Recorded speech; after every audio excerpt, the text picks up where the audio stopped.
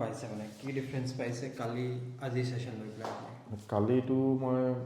কালি পৰহি যেতিয়া আহিছিলোঁ হয় তো মই ৰাতি শুওঁতেও প্ৰব্লেম পাইছিলোঁ বাগৰ সলাওঁতে বা মানে উঠোঁতে মেলোঁতে অলপ প্ৰব্লেম পাইছিলোঁ তো কালি ছেশ্যনটো কৰাৰ পিছত বহুতখিনি আৰাম পাইছোঁ শ্লাইট অলপমান পেইন এনেকুৱাত আছিলে তো আজি এতিয়া এইটো ছেশ্যন কৰাৰ পিছত সেই পেইনটো প্ৰায় কমিছে অলপ শ্লাইট অকণমান এটা হেৰি আছে কিন্তু 90%